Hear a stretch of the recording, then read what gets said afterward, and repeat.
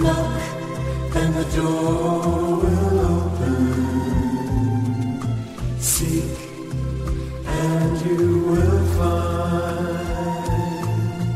물건 번호 제주시 2024-5785 물건 번호 1번, 물건 번호 2번입니다. 두 개를 다 다가구 주택을 짓다가 준공을 하지 못하고 건축물 관리장이 만들어지지 않고 경매가 나왔습니다. 제가 보기에는 건물을 짓다가 중단된 것 같아요. 그러니까 건물을 짓다가 중단된 이유는 두 가지가 있습니다. 하나는 돈이 모자라니까 중단되는 거죠. 두 번째는 지어서 팔아봤자 돈이 안 남는다 보니까 짓는 돈이라도 마저 마무리시키는 돈을 아끼려고 안 하는 겁니다. 근데 제가 보기에는 돈이 없어지는 것이 아니라 지금 제주도의 부동산이 폭락을 했거든요. 그러다 보니까 지어도 분양이 안 될 것 같으니까 에이 더 이상 돈 들여봤자 뭐하냐, 여기서 일단 중단하자. 제가 보기엔 그런 겁니다. 자, 보면 4억 2천짜리가 1억 4,500까지 떨어졌습니다. 얼마까지 떨어졌죠? 쉽게 얘기하면은 4억 2천을 들여서 사는 사람은 집 짓는 것까지 4억을 들여야 된다 그러면 총 8억이 들어가야지 되는데 8억 들어가서는 이거 지금 분양해서 해봤자 아파트도 지금 미분양되는데 이거 분양이 안 될 것 같으니까 더 이상 할 필요가 없다고 중단된 겁니다. 제가 보기엔 그렇습니다. 근데 우리는 1억 5천 주고 사서 2억만 더 들여서 3억 5천 정도와 우리 원가라 그러면 돈이 남을 수도 있다 이런 뜻입니다. 왜? 원가가 적으니까. 그러니까 원래 처음부터 땅 다 주고 사고 건물 제대로 다 짓는 사람은 8억이라는 돈이 들어가는데 땅 가격을 우리 뭐 4억짜리를 1억 5천 주고 사고 다른 사람이 건물을 지어놨던 건 마무리만 하다 보니까 2억만 들어간다 그러면은 다가구 한 동을 3억 5천에만 지을 수 있다 그러면 내가 그 정도라면은 마진이 남을 수 있다는 판단하에. 근데 사실 그것만 갖고도 아니고 제가 보기에는 이 제주도의 폭락이 최소한도 지금 폭락의 원인은 뭐냐면은 엔화가 다운되면서 제주도에 안 갑니다. 제주도에 다 갈 돈 갖고 일본 가지 왜 제주도로 가요? 그러다 보니까 제주도에 그 많은 그 빌려주는 집도 하락이 됐고 또 하락이 된 것이 문재인 정부에서 집이 하나 있는 사람은 1가구 2주택으로서 4% 8% 하다 보니까 지금 제주도에 가보면은 바닷가 조망권에 있는 아파트도 미분양이 돼요. 아파트도 미분양되는 거를 이거를 분양된다고 할 수가 없고 제가 보면 분양을 하자고 빌려줘야 되는데 지금 제주도에 있는 분들이 그래요. 연세도 좀 잘 안 나간다고. 제가 보면 최소한도 이것이 원상으로 회복하려고 그러면은 지방자치단체장을 뽑는 것이 2년 넘었죠. 그때 이 새로 바뀌어서 제주도의 조례부터 바꿔야 되는 겁니다. 제주도의 조례가 지금 우리가 농지가 20km 이내의 거주 조건이 없어진 것이 지금 96년도인가 97년도거든요.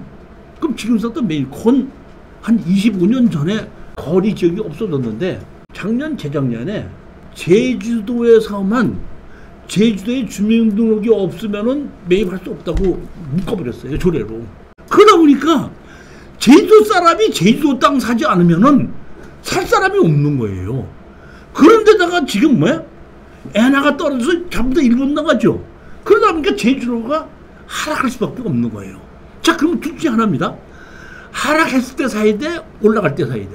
하락했을 때. 자, 그런데 다시 올라가는 것이 내일 모레 올라가 2, 3년 기다려야 돼.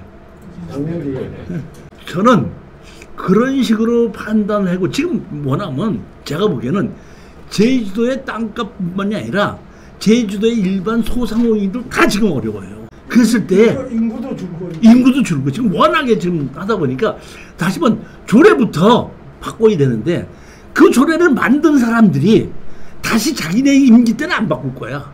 다시 그 조례 만든 사람들이 바뀌었을 때 바뀌지.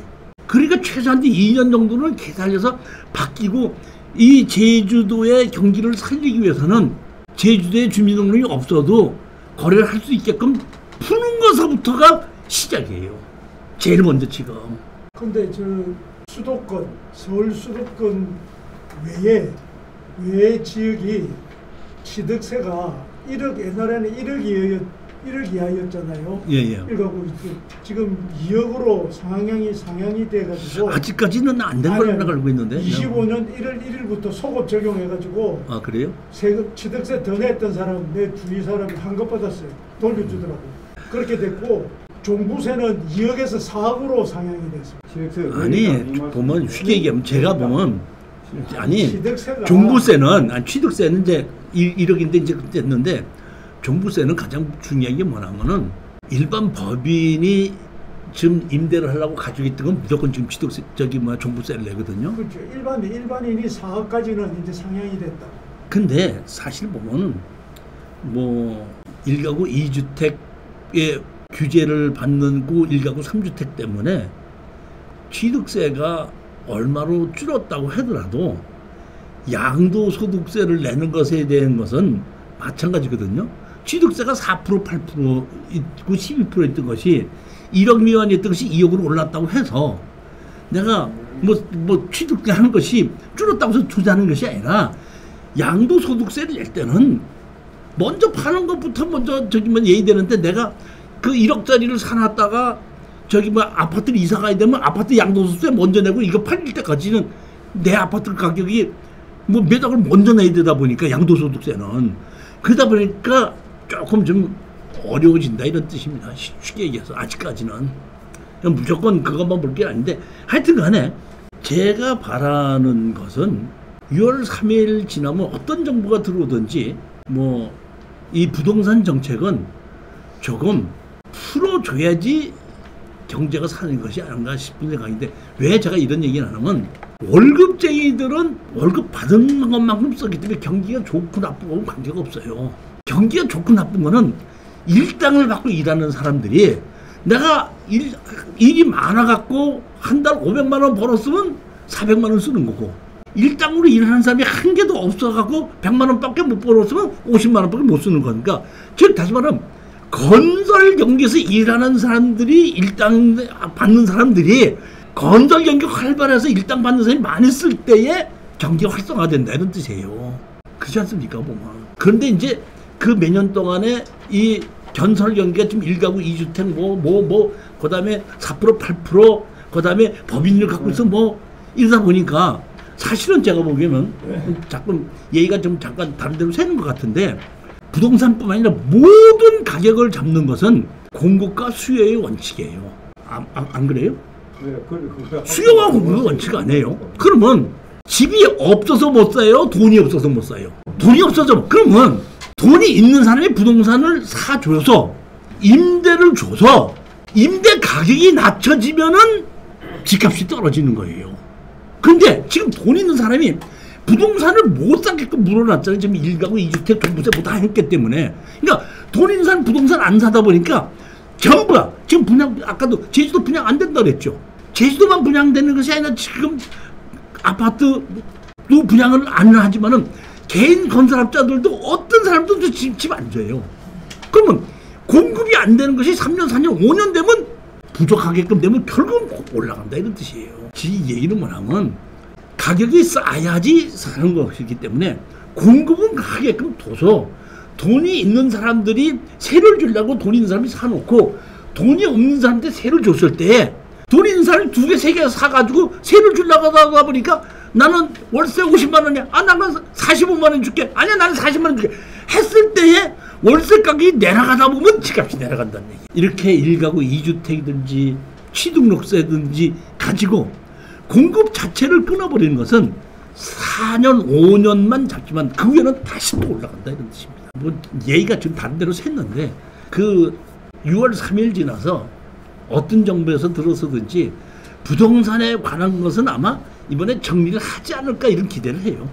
제 바람이지 기대가 아니라 제 바람이 그렇다는 얘기입니다. 자, 여기 하여튼 간에 이런 겁니다. 어떤 건설업자가 이 제주도 땅을 사서 건축허가를 받았습니다. 건물을 지었습니다. 근데 건축물 관리장이 없다 보니까 등기부등본도 없고 등기부등본도 없다 보니까 땅만 경매로 나온 겁니다. 그러면 건물 등기부등본이 없는 거예요? 주인이 없는 거예요? 등기부등본이 없는 거죠. 그러면 제가 보기에는 땅 주인이 여기다가 건물을 지었겠죠. 그러면 주인이 누군 것 같아요? 이게 건물 등기부등본이 없고 건축물 관심이 없으면 건물 주인이 누굽니까? 법적으로 건물 주인이 누구예요? 누구긴 누구야. 건축허가서에 건축주 나와 있는 게 지금 법적으로 건축 주인이지. 그렇잖아요. 그러니까 건축물 관리자는 없고 등기부등본이 없어도 건축허가서에 건축주 나온 사람이 주인이에요. 그러면 우리 땅만 낙찰을 받았죠.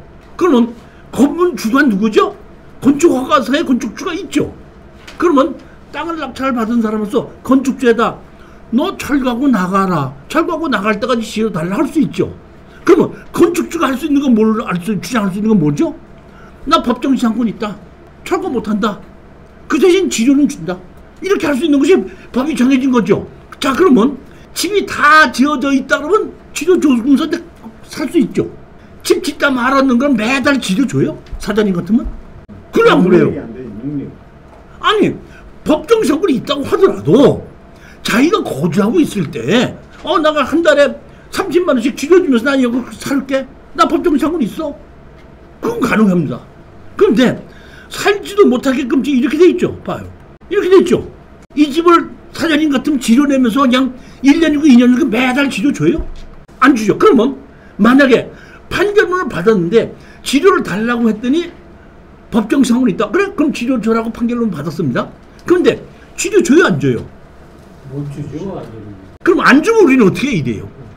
경매는 근데 2년 동안 기다려야 되잖아요. 아유 참 잘했네. 그러니까 120만 원 내면은 다 해결이 된다니까. 나중에 여기서 보면 그러면 건물 주인과 나와 채권 채무 관계가 되죠. 그건 채권자이고 채무자가 갖고 있는 거를 강제로 건축물 관리자 없이 등기부등본에 올릴 수 있죠. 기입등기할 수 있죠. 그럼 그 기입등기해서 건물 경매로 집어넣죠. 그러면 짓다만 건물을 땅 주인이 나가 있는데 딸 사요 안 사요?